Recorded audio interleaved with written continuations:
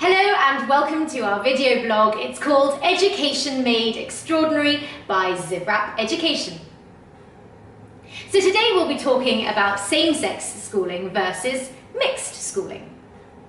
Now, for the sake of explanation, most of the private sector schools and grammar schools tend to be same-sex schooling. That means boys will school with boys and girls will school with girls, as opposed to mixed schooling, which tends to happen in more of the state sector.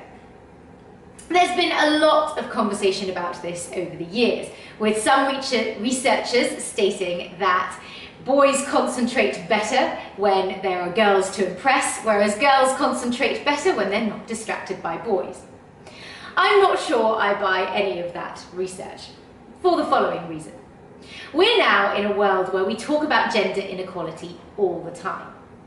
And the one thing that I've noticed is that where boys and girls are not taught to respect one another's ideas from a young age, and they're not taught how to interact with one another from a young age, and to recognise the strengths and weaknesses of each other from a young age, actually we're setting them up for this situation where gender does become unequal at a later stage. It's so important from a young age for a boy to be able to respect a girl's view and vice versa. And that's something that we remove by creating same-sex education. The other thing that's of interest to me, and is not very talked about, is the fact that boys tend to go to school for 5.5 days, whereas girls will tend to go to school for 5 days. That means they'll go to school 8:30 to 4 for 5 days, whereas boys will go to school from 8:30 to 5 and then have half a day on a Saturday. What does that half a day add? Well, if you start to look at GCSE qualifications, this is where it becomes really apparent.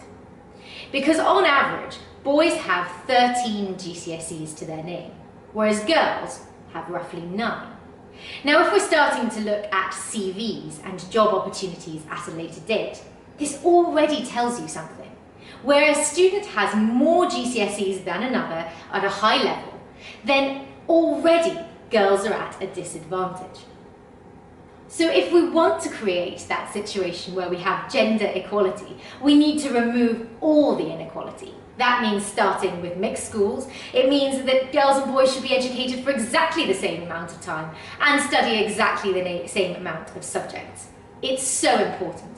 If we can get that right, then maybe we stand a chance at battling that inequality that everyone is so angered about today.